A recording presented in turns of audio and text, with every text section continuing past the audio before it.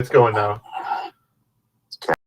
I'm just going to check my YouTube and Facebook real quick to make sure it's live.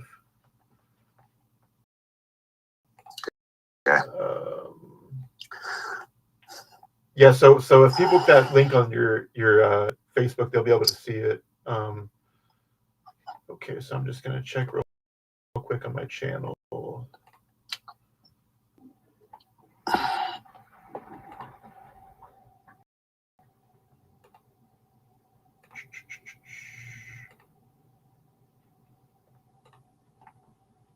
Live.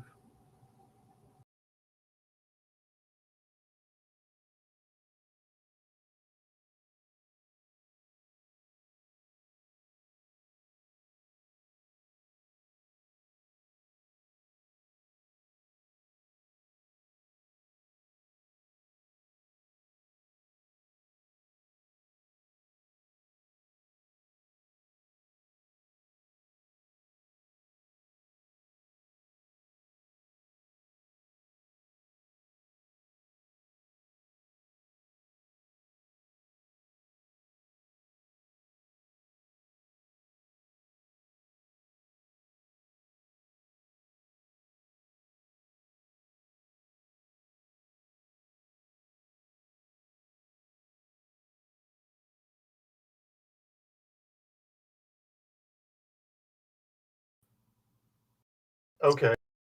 I'm just keeping it on the live. It keeps going in and out. So how would you describe Ronnie's childhood growing up in Utah?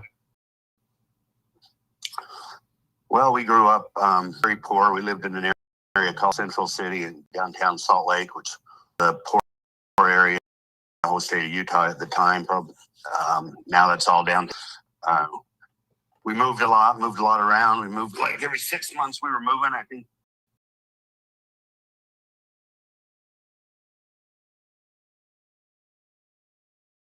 Hindsight, my parents were probably getting kicked out, and we had to move to the next apartment down. But I probably moved 40 times. So we were moving a lot. We were never stable. Really didn't have a lot of parental supervision either. So that, along with moving, and we always went to the same school and lived to the same area. But I think just the moving, we actually thought it was a normal thing because everybody was doing it in that neighborhood. So we didn't know the difference until after we grew up.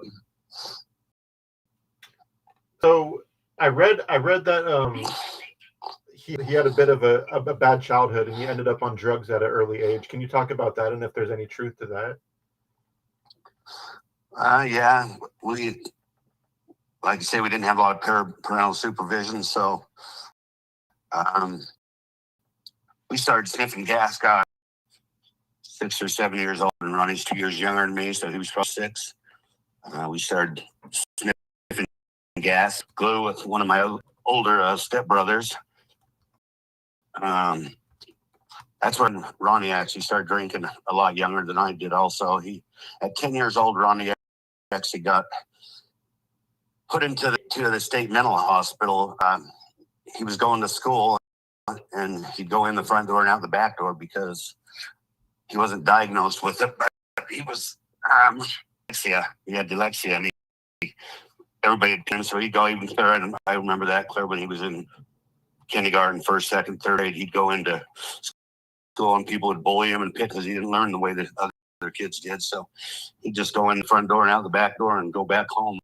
My mom would let him stay home. So the state got involved after so long and wanted to put him in the state mental hospital for 30 days for an evaluation, along with the sniffing glue and the gas and whatever little bit they knew.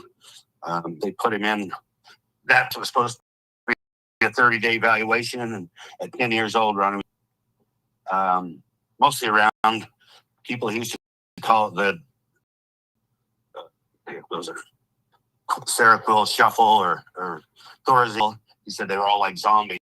He's in here with all these adults, and that's 10 to 11 years old. That's where he spent his life. He'd come home with the weekends.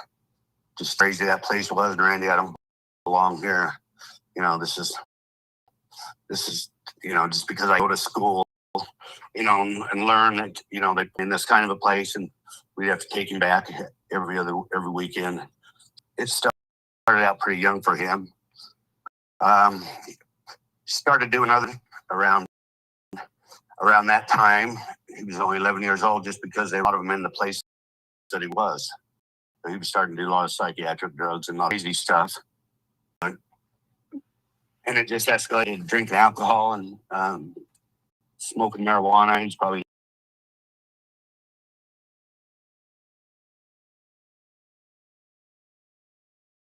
old. I pretty much started drinking. Ronnie was already there at that place, but he never did really get out of the juvenile system. They just put him in a different foster homes where he got abused and sexually abused and mentally abused. And in and out of those, in and out of the detention center that we have here in Salt Lake, in and out of a place in Ogden, Utah, State Industrial School. That's where they locked up the harsher criminals for kids in the juvenile system back then.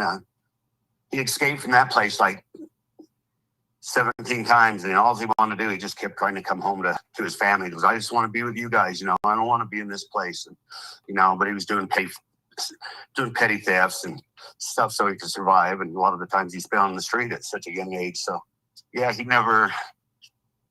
looking back, I don't think he never really had a chance, and as soon as he turned 18, he got arrested by the adult courts, and he went straight to prison from there at that point. Still doing a lot of drugs and alcohol. And, when he went to the state prison, all the people that he were locked up in the juvenile system with, they were all out there. So it was kind of like, Ronnie's second home, So did he go to prison as a juvenile sentence as an adult, or did he go to prison as a young adult the first time? He went to prison as a young adult. As soon as he turned 18, he outpaced the juvenile system. So he had a new charge, an assault charge or something, and they put him into the adult Utah State Prison. How many times did he go to prison prior to the 1984 case that landed him there for good? He was in there 2 or 3 times. He actually escaped from the Utah. He was an escape artist. Been escaping his whole life since he was 10, 11, 12 years old. No matter where they put him, he'd just come back. And, I was always the person he'd call, the go-to person. And, I'd hide him out in my dad's house or my mom's house, whoever I was living with at the time. But he went to prison before 1984. I think he went in 1979 or 1980 when he went the first time. That crime happened in 84. So he never really got out legally. He escaped, and that's exactly what happened to him when he shot the bartender. He was on escape from the Utah State Prison and decided to rob a bar, and the guy got rough with him, an ex-Green Beret guy, and Ronnie fought the guy off, and pretty terrible situation. And Ronnie said he kind of blacked out, but he ended up shooting the guy right in the mustache. I remember seeing the autopsy photos of the guy, or the crime scene photos. It's like, oh my God, I can't believe you done that, Ronnie. But he got caught shortly after that. Then in 85, he was going to trial on that murder of the bartender, and he tried to escape from the Metropolitan Hall of Justice, which we actually grew up. It was right downtown next to our house where we lived, in the streets that we lived. So Ronnie thought that'd be a good way to do it because he knew the building. We watched him build that whole building, jail, courthouse, the library, that's all there, used to be there. But so he talked someone into handing him a girl handed him a gun, and he got shot first. And he ran from it. The prison guards shot him and then run away. They backed off way out. Ronnie always told me they should have kept shooting. He said it would have been over, and they shouldn't let me go. But he ended up shooting an attorney at that point. Running off, he had a shoulder wound. He had a shot in the shoulder. Running off and run up some stairs, and he shot a bailiff. And another guy jumped through a window. He was filling the candy machines. I'm sure it terrorized that poor guy too. But they finally got Ronnie out on the front lawn of the Metropolitan Hall of Justice and surrounded him, and he was in his white prison clothes. And that's the picture you'll see that you posted there, that he has blood on his white outfit. So you said he shot an attorney. Was that his attorney or just some random attorney in court? That was a random attorney. Later on down the road, his father, when it come to the time to execute Ronnie, said, "Do not execute Ronnie Lee Gardner because of my son. My son didn't believe in the death penalty, and he would have been defending Ronnie." He says, "So it's not Ronnie's fault. He escaped. It's the prison's fault, knowing he was an escape risk to only have 2 guards on him, and they actually handcuffed him in front instead of the back, and he has his whole career he's been escaping. So and I still believe that to this day that the prison should have had him under lock and key, not hands in front of him where someone could hand him a gun." So prior to the attempted escape and the shooting the attorney in court, had he been diagnosed with any type of mental illnesses that you know of? He was never diagnosed with a mental illness. I think after he got in prison and did a couple of years, he realized that he probably was self-diagnosed with dyslexia, ADHD, and he worked on that himself in prison. I don't think Ronnie, he's as crazy as he sounds and some of the stuff he did, I don't think there's, maybe post-traumatic stress disorder, some stuff growing up, but I don't think he was in a category of being mentally ill or having something wrong with him. He was just a desperate kid, always trying to get away. And I don't, and I don't condone what Ronnie done. I don't make no excuses for what he done. Although in some aspects, I kind of helped him along. When he called me, I'd go to his rescue, and no matter what age he was, he was my little brother, and I'd go help him get out. And, he escaped from the prison, like I said, 3 times, and it's hardly unheard of in this prison. So he was masterful at it, and they should have knew it. And that's behind us. But I think that's where his real trouble started, when they didn't, and he's seen how lenient they were on him when they were transferring him a couple other times. So of course it was his idea, and it wasn't his idea to shoot nobody. He actually had, at the courthouse, he actually had the girl put duct tape and rope and stuff in the bathroom. He didn't think the cop would shoot him. Instead of the girl, she was supposed to have a gun tied to the water machine. And Ronnie, every time he went to court, he'd go to the water machine and get some water, but the girl couldn't get it hooked to so she handed the gun right to Ronnie backwards. So at this point, the prison guards seen what was going on, and that's when they backed up out the doors and shot Ronnie one time, and then they just ran behind their cars, which was farther out, 50 feet away from where they shouldn't. Ronnie's right; they should have just kept shooting him. He was still moving, he was still up, and it was after that he shot the Michael Burdell, which was the attorney that was just in the archives room getting some information, and I guess there was another attorney also with him in that room, but he didn't get shot. But Ronnie just ran up some staircase. The bailiffs heard the commotion in the building, came running down the stairs, and Ronnie shot him. And honestly, I think Ronnie got the death penalty for shooting the bailiff. Even though the bailiff didn't die, it did give him some problems over the rest of his life. He lived to be another 10 or 15 years, I believe. But because it was a police officer in the court system, how the states don't like cop shooters. But right. I honestly believe the prosecutors, and everybody for the bailiff, they weren't doing it for Michael Burdell, because his dad's position on it. Michael Burdell's position on it, he was very adamant about, not believing in the death penalty and defending those type of persons. So what all transpired after he got shot? Like, was he taken to the hospital, get surgery? How was he booked into custody after all of that happened? Well, they chased him. They got him out on the front lawn of the metro. He made it outside. By then, everybody heard it was the police station in the court building, so everyone heard the commotion that was going on, and so there were cops everywhere. But yeah, they just drew up on Ronnie, out there he still had his handcuffs on, but they're in front of him. Just took him to arrest. It took him to a hospital, and it wasn't non-life threatening. I mean, it looks pretty bad, but anytime you get shot, it has to be bad.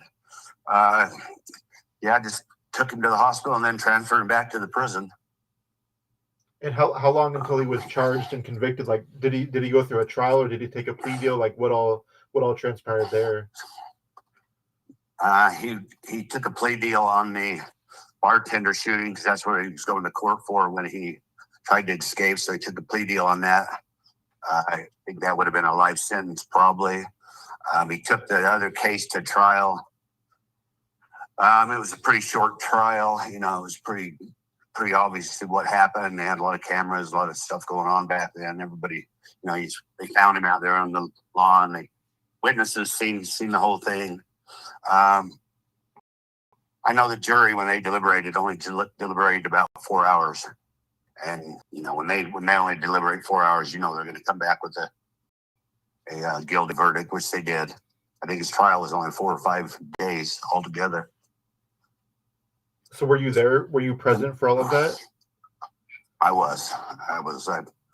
Ronnie being locked up for 25 years in the adult system, felt like I was locked up in the system with him, because I'm always his go-to guy, you know, and I made sure he had everything he needed for 25 years. And I basically felt like I did the time with him, you know, and a couple of his other family members that were involved in it, his kids.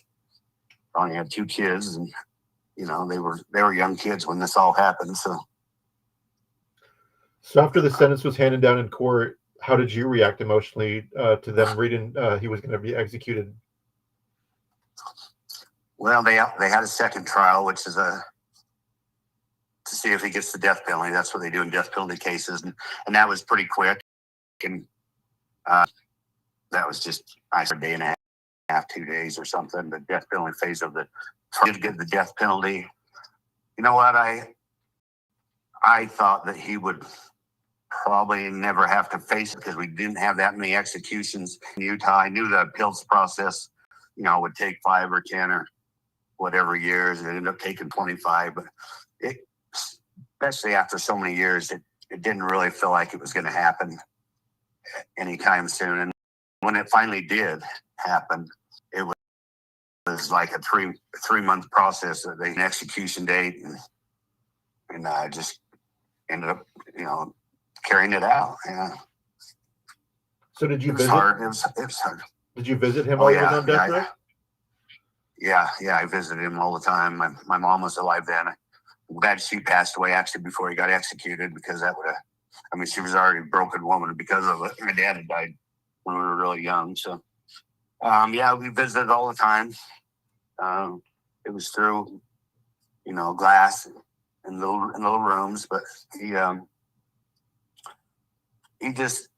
Ronnie actually came to a point in his life, and he was always actually good. He was really good at giving advice, but not taking it.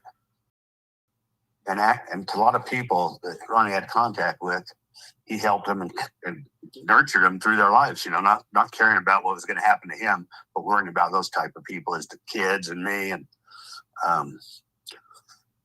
his, you know, baby mama, and, you know, he had a few other friends, but he was always giving us good advice. And you guys, you can't be doing that. And Randy, he tell me you know, I think my escape was alcohol and drugs.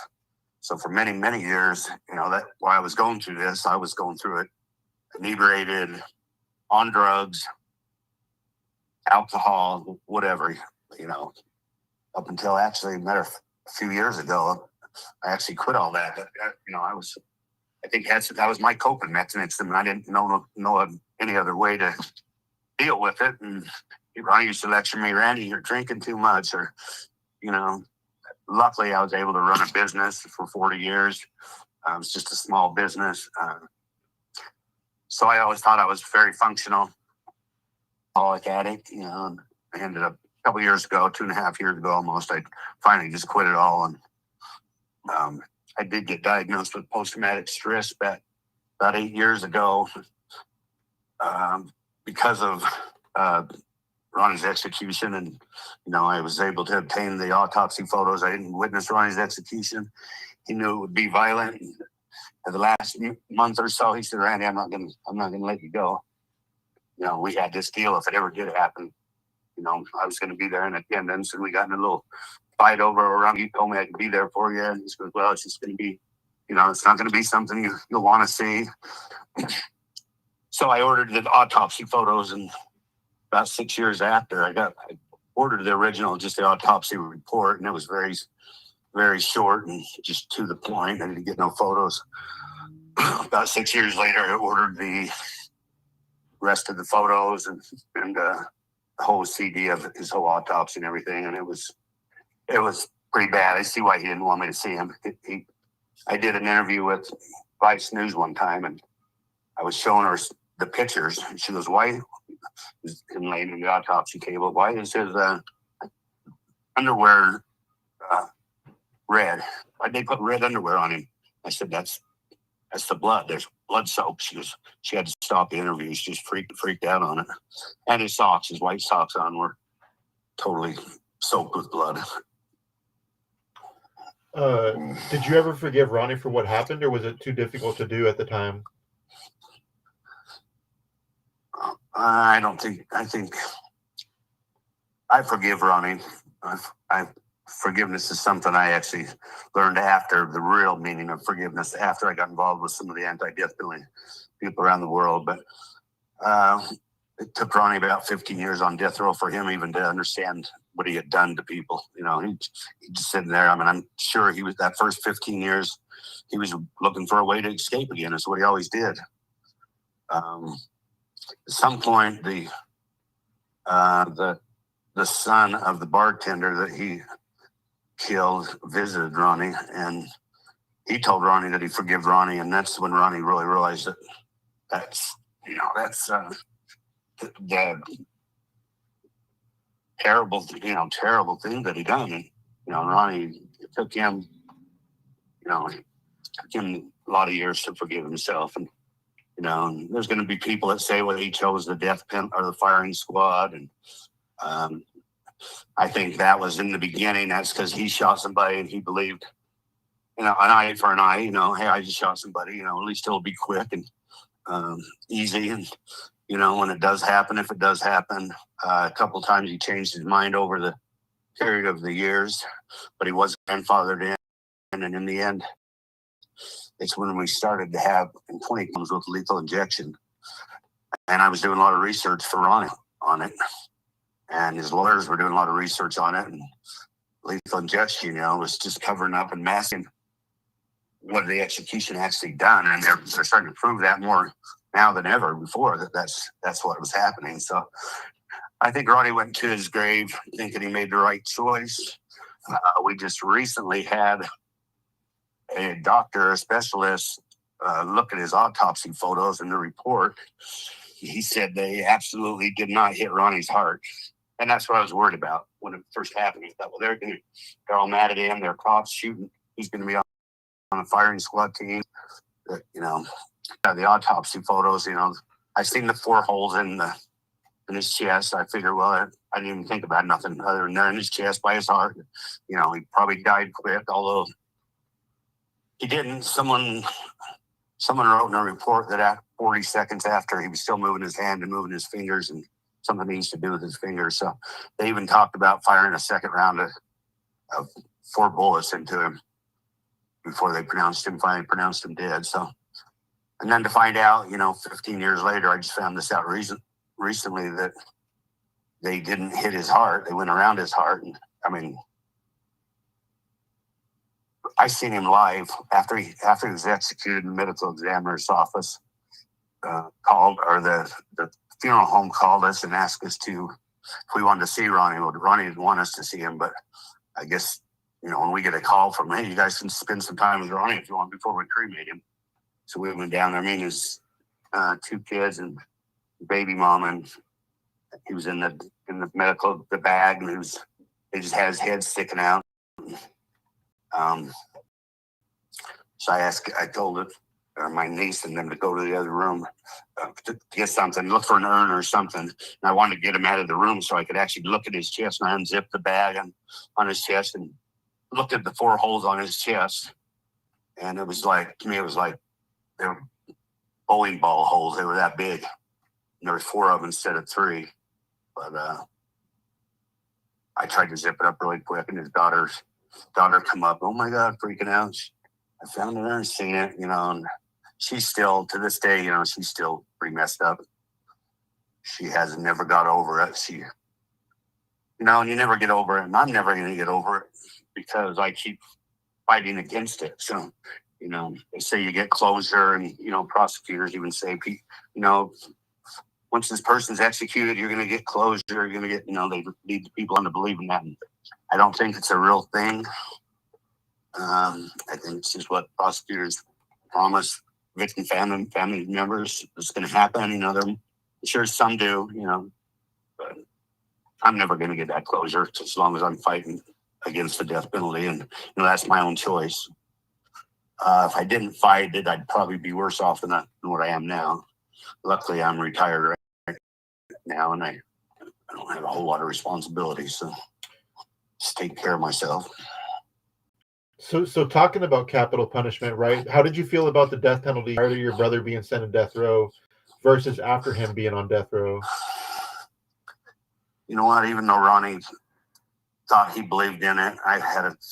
I don't think I ever really did believe in it, even as a kid growing up about it. There was a point in our life as we was growing up, I kind of knew that Ronnie would end up probably killing somebody in his life because he was that desperate and that, I guess, crazy, not crazy in a mental, just crazy to break out, And so I don't think I ever really believed in it.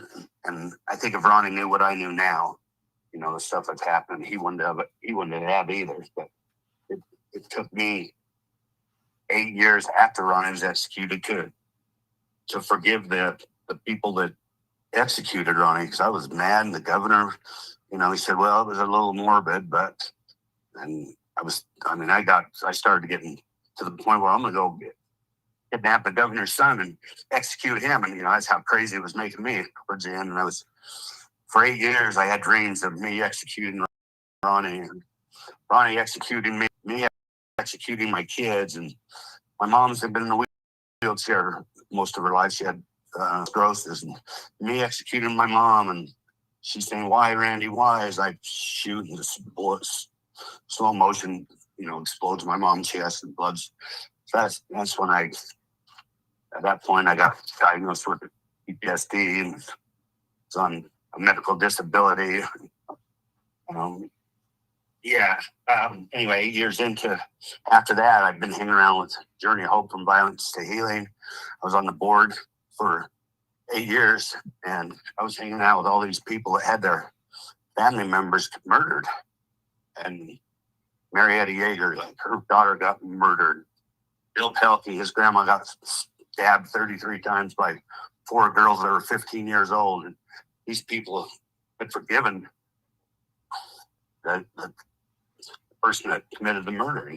That's, I always said I can forget, but I can't forgive. But anyway, I woke up one day into it, and it's like I finally got, I don't have the right to judge these people, and and I've always thought if I could find the executioners that pulled the guns, the bullets, it messes with those people.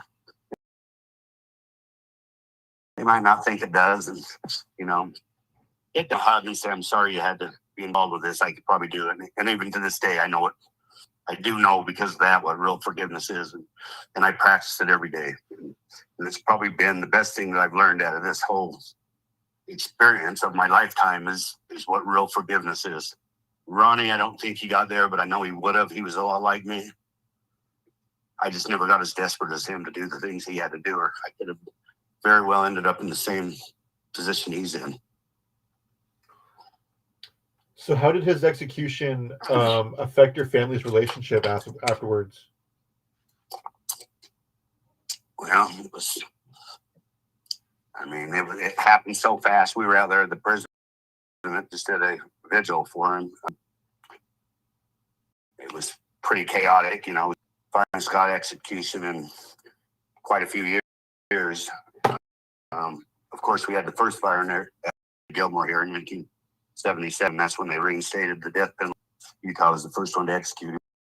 So it was pretty a big event. It looked like a big surge at the prison. We had a group of 30 people or something. His lawyer, I remember his lawyers coming out and saying, well, he's gone. and I think we were all still, I'd never done interviews. First days leading up to it, I probably did 4 interviews, public interviews on TV. I've never done it. I'm still not very good at it. I don't like doing it, but some of my family members were able to just, it's over. Go. I couldn't, I couldn't. I feel like I did. Big brother, I didn't do things right. It could have been that and this, So yeah, the drinking with me just continued, and the partying and whatever I was doing. But I think mostly his 2 kids, the kids, his baby mama, and then a couple other people were really, really close to him. I have family brother. We all were. We had 21 brothers and sisters, half, step, and real. My dad had kids from like 6 different women. My mom had 9 kids. So we had 20, and then my 3 step brothers. But so we had a pretty big family. And that's part of what was going on when we were growing up. There was always so many kids there, and our parents just being so poor. And I don't think they had a very good upbringing either, my parents. So we didn't really have too much parental guidance over us. We kind of got in a lot of trouble and could do a lot of stuff and get away with it. And again, we thought stuff we were doing, we were out shoplifting, me and Ronnie, and stealing out of cars when we were 4 or 5 years old, 6 years old. It was just normal to us. We didn't even look at it as stealing. We just ransacked cars, and our mom never knew when we had 100 flashlights. I'll never know. And that was actually from that Metropolitan Hall of Justice in that area. So we were stealing, and this went on and on, but we were stealing from police cars. We didn't care what it was. We just were entitled. I guess we thought we were entitled, is what it comes down to nowadays. But it pretty well, it messed me up the most, I believe. And his daughter still hasn't recovered. She's 47 years old or something, and she's just been going through rehab and the whole works. My dad, I love him. I remember when I first brought those pictures out and went public with them, she got so, I tried to tell her that I needed to use these for the cause and stuff. And I don't want to see them, Uncle. I don't want to see my dad's pictures. And now I do use them. And I think when people see them, a lot of people don't want to see them, but I have them available if they do. And this is, it's barbaric, and it's.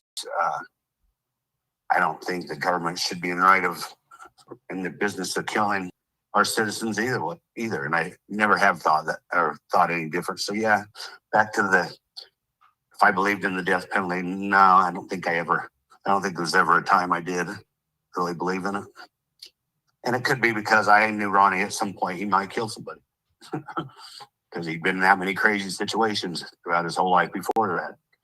So when he did, I was angry and mad. How could you, Ronnie? And I mean, we had some pretty good actual physical fights before they caught him back in jail. I mean, it got, that's the final straw, Ronnie. You messed up, but I don't know. So how do you personally want people to remember your brother? Well, they're going to remember him for what he is, because he was one of, for what it was. There's, abolition people, and they know that he was human, and the worst thing he ever did was not, who he was. I don't know if I can change too many people's mind. It's almost like a cult. People either believe what I'm found out over here. People either believe in the death penalty, and then if they don't, then they'll look at the good that somebody does. If they do, then that person was a monster and he should have been executed. There's not too many people in the middle no more, And I first couple of years of dealing with this, fighting against it, I literally got in physical fights with people and friends and people that, hey, your brother kills that guy. If I was out here, I'd kill him. And I literally got in a couple physical fights in bars, but I would always argue with people.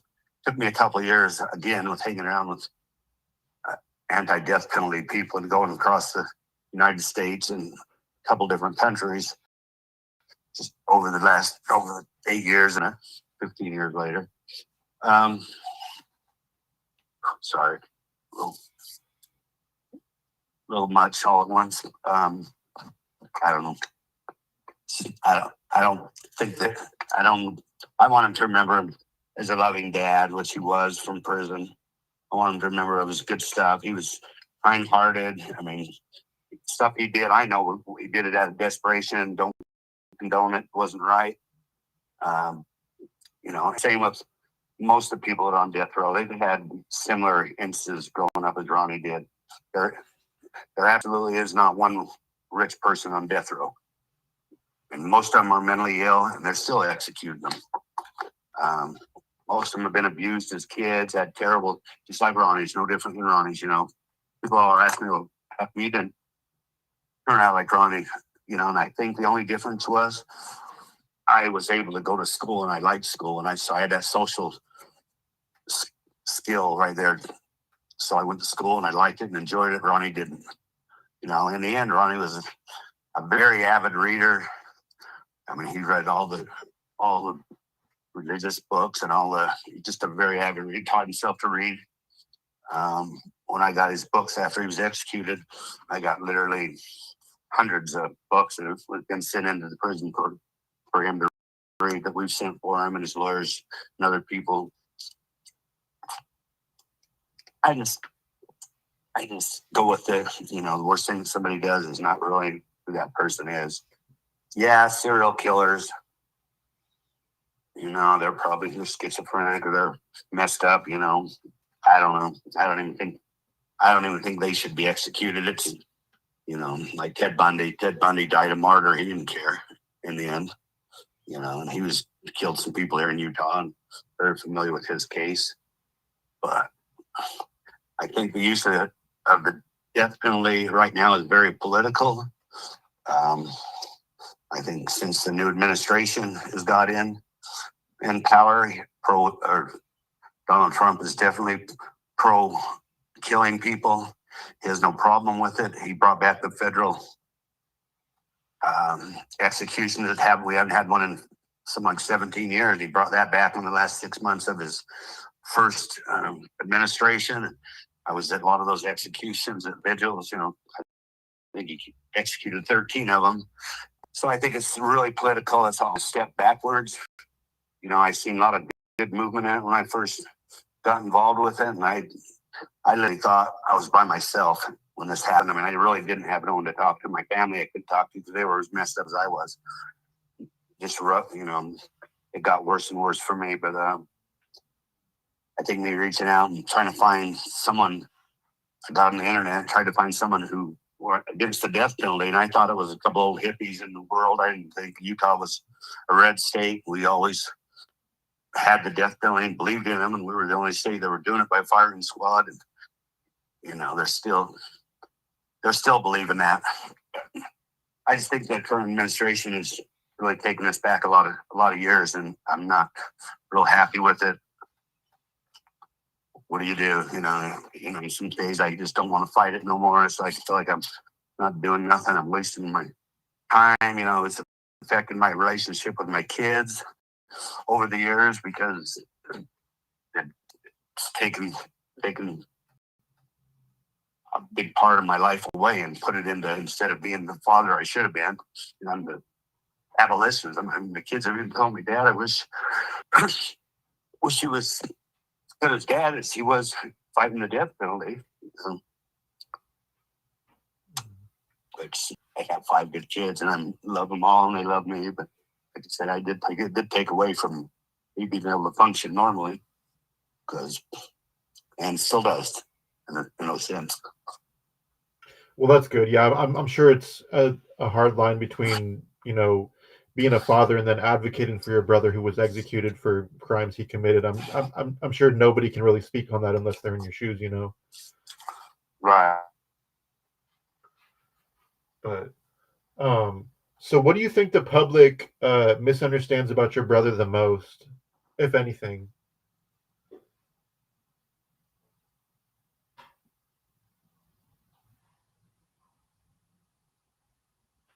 Oh, are you still there? Crap. Hello? Let me see.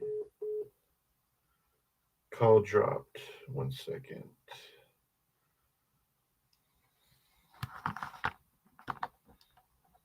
You reach Randy, leave a message, and I'll call you back. Thanks.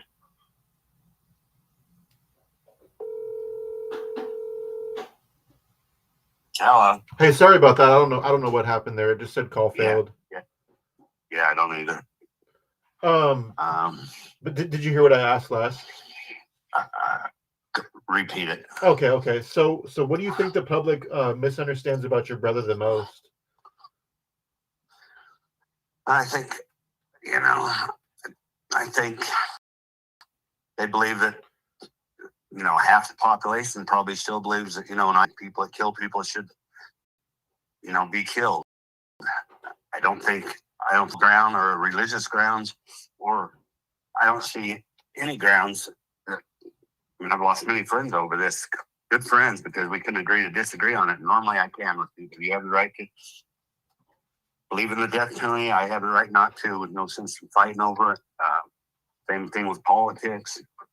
This is a lot to do with politics, and it's really, I can see how they coexist with each other, because most of the Republican people that I know that are hardcore Republican believe in the death penalty. Most of the Democrat people, or the middle of the line people, or independent people, they call it liberal, don't believe in it. And I think one day we won't have a death penalty. But it's got put on the back burner, and then we got Florida executing 15 people already this year, and you got, this never happened. It's almost doubled since the last 10 years. What we've done this year, and this year's not even over yet. I think these conservative nuts that's what I call them, Ron DeSantis or Abbott in Texas or Donald Trump. I think they believe they have the right to kill people. And I don't think that. I have a shirt that said, I think my daughter was about 6. The shirt said, "Why do we kill people who kill people that show that killing is wrong?" She's 6 years old and she can read, and she looks at me, she goes, "I don't get it, Dad. Why do we?" She at such a young age wasn't taught to believe that that's okay, and she knew it. But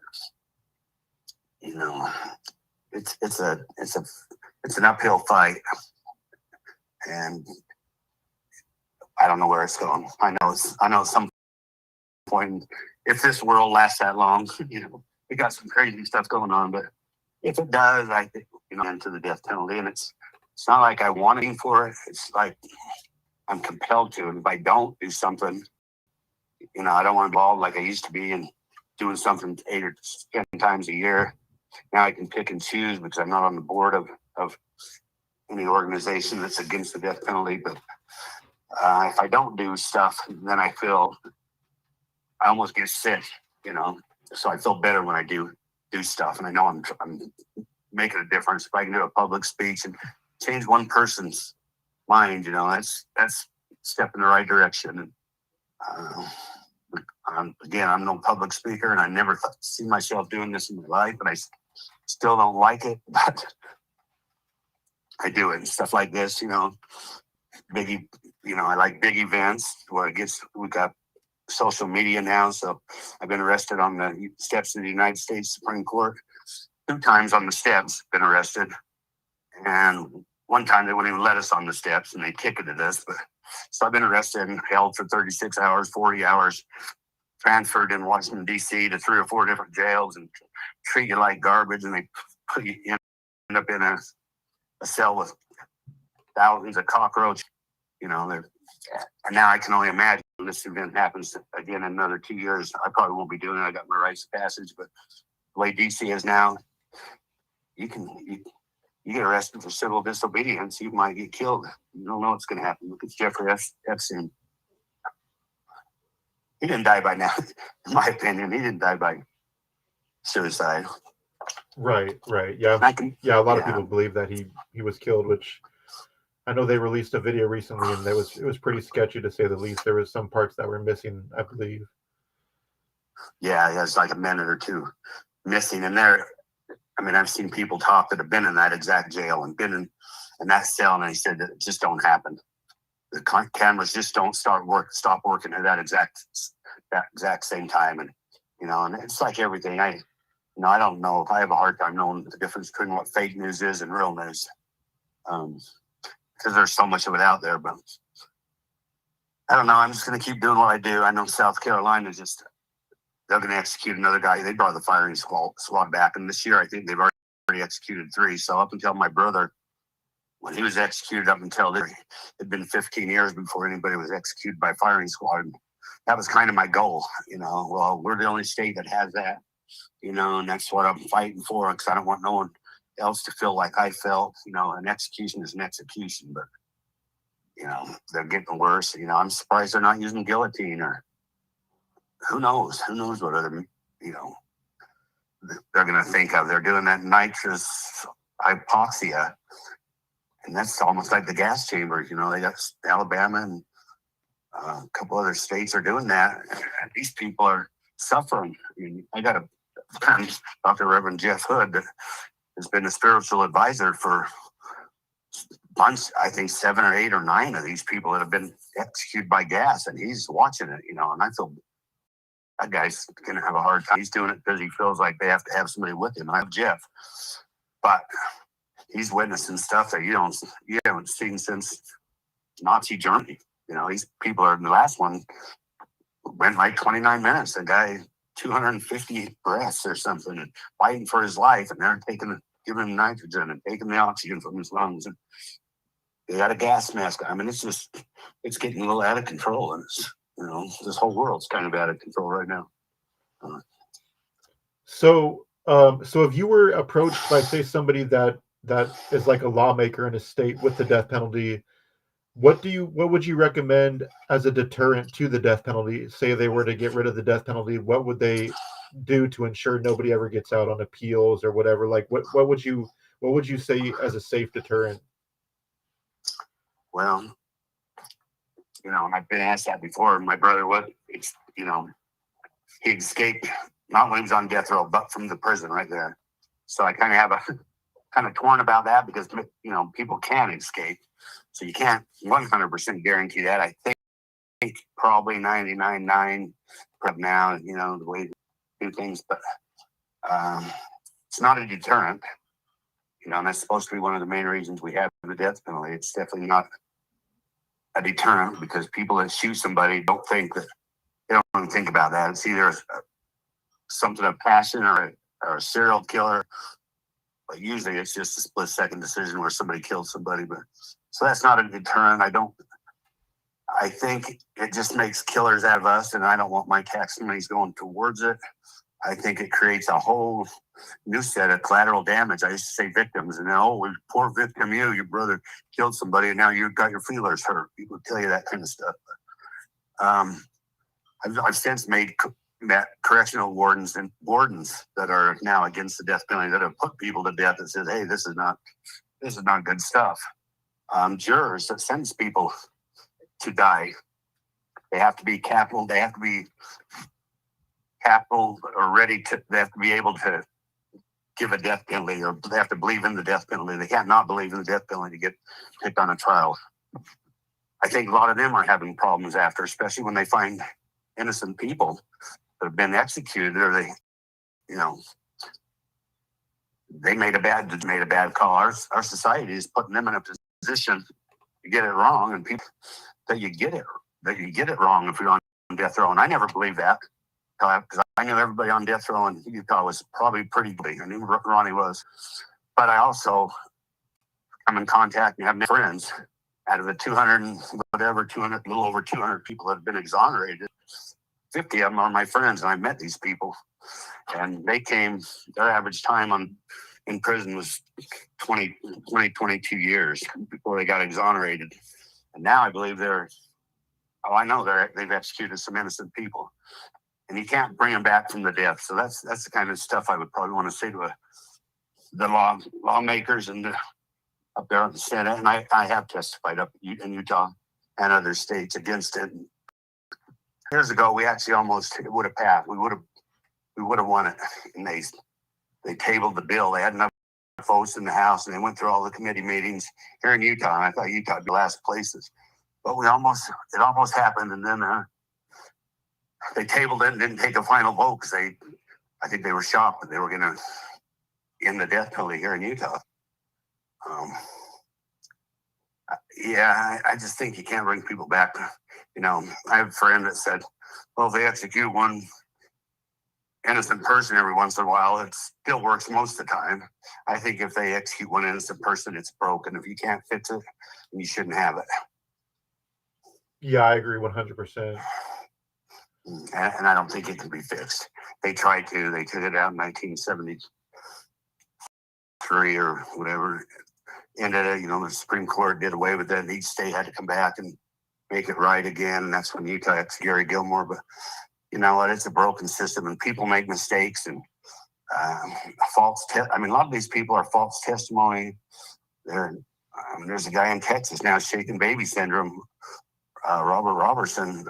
I know the guy's innocent. He's been in there 20 years, and it's Texas. He had an execution day last year. Texas did something that they never did before and got it stopped. And, they're using junk science, shaken baby syndrome. This baby didn't die from shaken baby syndrome, and it won't surprise me if they execute this guy. And there's other cases that guilt is, you file a case and you run out of time frame on it, so it's not admissible. New evidence is not admissible. I mean, it's just crazy the way the system works. And it's definitely geared towards, especially in the southern states, the Bible Belt states, it's geared towards, the guilty. Right. Yeah. Have you ever personally witnessed an execution? I have not. I would be willing to. I think it could make my testimony even stronger. I wish I had witnessed my brothers to be there for him. I think that would make my testimony stronger. I have volunteered, even for the one that we have going up here in Utah. Ralph Menzies is supposed to be executed, and the Supreme Court states that you can't execute somebody that don't know what they're being executed for. This guy's been on death row 35 years. The family of Maureen Hunsaker, her kids, and Matt Hunsaker, and all these, they've been promised that you're going to get closure. You're going to get closure when we execute him. They've had to, instead of just getting over it, giving him life in prison at the beginning, this poor family has done 35 years waiting for this closure. Now the court just stepped in, Utah Supreme Court just stepped in, stopped the execution, and they're going to do a mental evaluation on him. I think the guy's too far gone. I don't think they're going to allow him to be executed. So this family's never going to get that closure that the prosecutors put their 35 years in there. I've testified with Maureen Hunsaker in court and in different hearings and different settings, and the guy's just broke. He's just, his whole life, that's what he's done since he was 10 years old. And they shouldn't be promising, prosecutors shouldn't be promising this to family members, that you're going to get closure when it happens. I just don't think it normally happens. I don't think that they're going to be, Matt's going to be lost when this is over, because he can have nothing to do that he's done his whole life. And I have nothing against the guy or his family. I feel terrible that their mother got murdered. I never condone someone else killing somebody else. And and same with the government. I don't trust the government. I don't trust them to get it right. I know they haven't in many cases. I mean, Mississippi executed that little black boy, Skinny, I think his name was, 10 years old or something. They had to put him on for the cone on the electric chair to fit over his head so they could execute this little 10-year-old boy. Well, 50 years later, they post MSC or whatever, said he probably wasn't guilty of the crime anyway. Oh, George Stinney, yeah, that's a really sad case, yeah. Yeah, and there's other ones that this is happening to. I know everybody on death row is not innocent. I like I said, there's a couple hundred of them. I've been on speaking engagements with a bunch of them, over the years. So I've met these people that done 20 years and 22 years, and they've been exonerated. They're innocent. Now the states don't want to give them compensation, even though they've been deemed innocent. They're exonerated. Then they go through a whole nother 5, 6, 7, 8 year battle trying to get compensation, which most of them don't even get. And it just makes me wonder how many innocent people that we've executed. And like that friend of mine, or ex-friend, well, if they get one wrong once in a while, well, it's okay. It's like, no, it's not okay, dude. Right. It's not okay. I have a friend. I don't know if you've ever heard of him. His name is Dr. Bill Kimberlin. Are you familiar with him? Don't sound familiar. So he's been researching and writing about death row for a while now, and he has his doctorate in psychology, and he actually has a book called Watch Me Die, and he attends executions all over the country, and people literally will ask him, they'll seek him out and want him to witness their execution, and he basically writes about it and does research on it, about the execution process and basically everything that goes into it. I'm sure you would find it very fascinating and interesting to even speak to him at that, because he's a good person when it comes to the death penalty. He knows a lot about it, and he's witnessed so many botched executions and executions that have been quote unquote successful. It's really interesting. I'm honestly really surprised. The name don't even ring a bell at all. I'm pretty up to date on all this stuff, and I've been very involved. I've learned so much in the last 15 years of being involved with this. So many wrongs. At first it was just black and white to me almost. You're probably going to get executed if you kill somebody, and you get a death sentence. But just everything else that I've learned since there, and the exonerations, and the people that are innocent, that are, the victims, the collateral damage, the wardens, the prison guards, suicide rate with prison guards on death row prisons is pretty high. Alcoholism, drug abuse. There's been a couple documentaries about that also, and it's just all the collateral damage, and it don't just stop with the family members. It stops with friends, and it stops with wardens, and it starts with jurors, and it stops, and it really goes on, and I don't think it's a necessary thing to be killing our own sons, and I'm probably way liberal on that, because even somebody that's as terrible as maybe Saddam Hussein, I think maybe it's the easy way out. A lot of people think it might have been an easy way out for him to get hung, or it's without people killing him. So I'm probably a little too far on that side, and I try to bring myself back a little bit where he was a bad guy, or Al Qaeda, or all that. Even as far as Hitler goes, it's like we still don't make it right for us to kill somebody, and us to make that life and death decision over someone else's life. We can lock them up, and we can throw away the key, and especially now, and you don't remember the victims that my brother killed, but you remember, everybody knows Ronnie Lee Gardner, and that's our system that did that and brought it up, and he'd have got a life sentence 25 years ago. No one would have heard his name again, probably. Right. My thing with the death penalty always has been, if you take away the death penalty, sure, it's easy for them to just die and not remember what they did, but on the pro death penalty side, I can see them saying, they're going to rot in prison for the rest of their life. They're going to have to think about what they did. They're going to have to look themselves in the mirror every day, and I think that's more harsh punishment than it is killing them, because at the end of the day, they're not here to face their consequences, and I'm anti-death penalty, by the way. So it's I can see on both sides, though, like looking from a bird's eye point of view, Well, and I can too.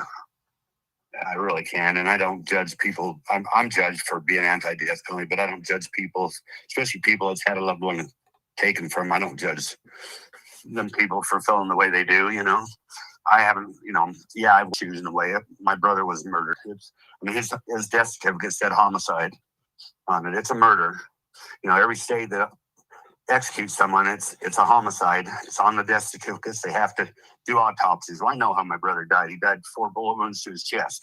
you know, but because it's a homicide, you know, they have to take that extra step. And then the price of executions, you know, that's kind of mixed up. I mean, for my brother's case, from what we could figure out in 25 years, it was $3.1 million. So if they'd have locked Ronnie up in prison, maximum security prison or whatever, for 40 years, it would have been like $775,000. So people that you're arguing with, oh, it's cheaper just to take them out and kill them the next day. Yeah, but if you do that and they don't get their due process, you know, yes, it takes a long time, 20, 25, 30 years, but there's been people that's done that 40 years that's got exonerated. So if you take these people out and kill them all the next day, they were found guilty by a jury of their peers. You know, I mean, my brother's jury of his peers would have been people that were locked up and in prison and in mental institutions. He'd have got off. It would have been a jury of his peers. You know, but that's not how the system works. But I don't see any sense in making killers out of all of us. You know, we're all a part of it. You know, and there's other things we can do with these people that, you know, are killing people. But how about rehabilitate them? People don't believe in second chances. I don't know if Ronnie would have, you know, he had quite a few chances. I don't know if he'd have been one of those ones that he claims he would have in the end if he finally realized the damage he'd done. I'm not sure because of his violent history. But I do know there are people that deserve second chances, and most people, statistics shows that they kill someone, they don't kill multiple people, they only kill one. But I mean, if we have 10,000 homicide deaths in the United States a year, and we're only giving out 5 death sentences a year nowadays in the whole United States, you know, which it used to be 50 years, probably 100, you know, 20 years ago, 25 years ago. The fight for the death penalty, people are figuring it out, and it's just there's so much propaganda involved in that, and it's just like politics. It is a political arena, honestly, and it's no different than what's going on with our administration. It's all part of that political arena, and you know, they take the politics at it. Even when I vote, people say, "Oh, you're a liberal, you're a Democrat." No, I'm in the middle, and I vote for the person that I think I always have. I vote for the person that I think is going to do the better job. I've got family members that are clear to the other side, just blocked me and unfriended me. One of them here recently because we couldn't agree to disagree on politics, and you know, it is what it is. Right. The morals. Yeah, politics is definitely a heavy, sensitive subject when it comes to families. I've seen families torn apart because of politics. It's really sad, actually. Yeah, thank you. I agree. It is really sad, and I've told Billy, you know, we don't need to lose our family ship. You know, our blood is thicker than this water that's running on these streets. You know, and my sister, she unfriended me on social media, and we got in touch with each other on the phone, and I said, "Bonnie, this is what you want to do?" And she just accept my friend request, bro. I won't talk politics no more. Well, she has. I accept it, and she has a little bit. I think I've made my point. We're getting better at it, but I think everybody has the right to have their own opinion, you know. But I don't think because one side believes in one thing, can't sit and criticize people and harp on them, and you know, they have that right to have their own opinion. And same with the death penalty. You know, I don't think it's right, but I no longer fight anybody that's not on the fence at all. You know, not physically, but which I have done that. But if they're on the fence, I think they're worth talking about. And, you know, just going out there and doing this stuff and speaking out against it. You know, because in my heart, I believe I'm right. And, you know,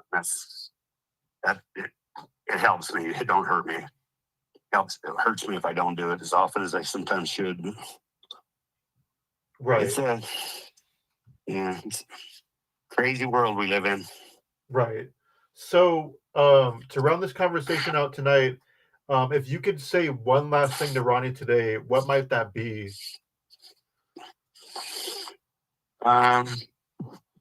If I could say one last thing to Ronnie, I probably said just remember where you came from and remember who's important to you. And make these decisions that you made in life that are life changing, you got to consider. I think Ronnie was probably very selfish. You got to consider other people and other things because, once he was executed, his family and his friends and his people, the collateral damage, it don't end. And, I think that could be the best thing I could tell him. It makes me think. I learned a lot from this. And, even little decisions that I make now makes me think, who is this? There's a whole bunch of people this room's out to and affects any decision you make, the little one up into the big ones like he made. I honestly think he had to know, and he admitted he knew, he had to know somebody could get hurt when he was trying to escape. Even though he had stuff to tell, and I discussed that with him. But I think you can't just be selfish. You got to think about everything. You got to come down to earth. And, he never got a chance to, he really never got a chance, and I don't make no excuses for him. He's gone. He's not suffering no more, but some of us are. Right. Somebody just commented, my mother always taught me at the end of the day, we are part of the human race. No political race matters. No color, just human. And I 100%. Yeah, I do too. We actually grew up being quite prejudiced in my family growing up. And we lived in the poorest area in Utah, Salt Lake. But the only black families back then was in Central City with us. So I was always the black people, and I didn't look at them. But my dad and his generation, he believed different. He kind of raised us that way. Yeah. This is another toy that they're using. I think everybody's the same. I think we're all the same. We all bleed red, and you know what? We all deserve to be treated and to treat people with honor and respect. And, people could do that and accept that and be better off. We got the whole country and the whole world would be better off. Yeah. The world is really crazy right now, especially America, with everything that's going on in the past 2 years or so. Yeah, it is. And I don't know how it's happening now, how we let it get to this point. I mean, we could, state and the government could come to sit in a room and come up with good laws and good stuff, and now it's turned so and like I said, I spend a lot of time researching, and I can say I don't know what real news is unless I see it with my eyes, hear it with my ears. I'm there. I don't some things I'm smart enough to know that's not true. That's fake noise. It's fake noise. They're new. So can't get the word out. We're in for historic. We're living, and I'm very grateful that I am living this old, because I never thought I'd live to be. I'll be 67 coming up here this month, but we're living through historical times, and I'm thankful that I get to be here. There's stuff happening right now in the world that's never happened. I don't know what something big's happening, and I don't know what it is. I'm not a religious person.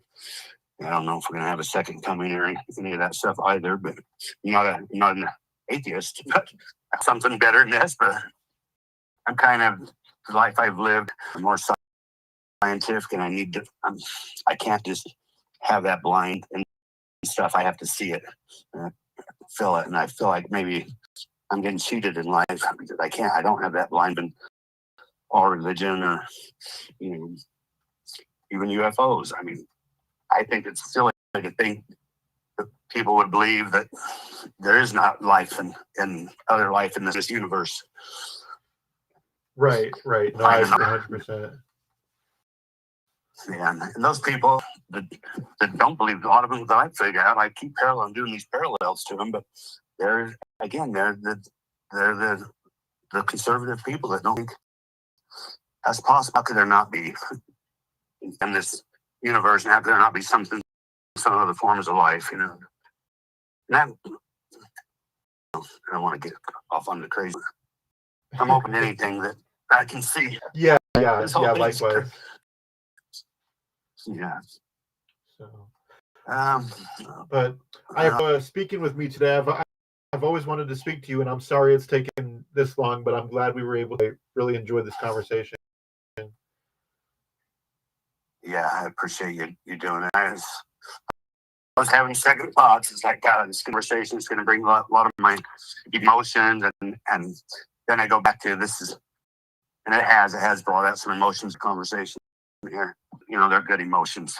They're emotions that I'm feeling, and I'm feeling all, but it's what gives me the power to continue and to keep fighting what I believe to be the good and the right thing to do in life. So, well, I'm glad you're fighting, and fighting for your brother. At the end of the day, essentially, and fighting for other people that are currently in a situation that he once was. I don't want no one to be in the club. No one wants to belong to is what we say. It's like, and that's kind of, if I can, I don't want people to, I feel like Ronnie's kids felt, and feel like some of my other family members felt. Ronnie's lawyers had the same lawyers for 25 years, and they love Ronnie. They seen all the good and the bad in him, and these lawyers do everything just more the collateral damage, people, and it's almost like premeditated. They know it's going to happen. The government knows people are going to get their feelings hurt if someone gets executed. They don't care about that. No, they, like people have told me, it's just like, oh, your brother killed a victim, poor pedophile. Your brother should have thought about it. Yeah, he probably should have, but he didn't. And the government's killing people to kill people to show killing is wrong. It's pretty simple. Like my daughter told me, it's simple. And if a 6-year-old girl can get that, we can teach it to future people and people that are still here that are, voting. Like, she's 18 now, that daughter of mine. She absolutely don't believe in the death penalty, which most of my kids don't. When I was on the board, the other ones see what it's done to me, and it's like, if they read what it's done to me, is enough reason for them not to believe in it. Right. That's good. I know it's a sensitive subject. Not everybody's always going to agree, but it's good to disagree for the. Totally. All right. Well, thank you again. I won't keep you any longer. Stay in touch, and this will be up as soon with this. I'm gonna take it off of. I'll enable it public. I'll share it on your page and all that good. I can't stand to listen to myself, especially for an hour and a half. But I'll probably listen to it at some point. Yeah, the same way sometimes too. All right. Well, Andrew, I appreciate everything. All right. Thank you so much. You take care. Okay.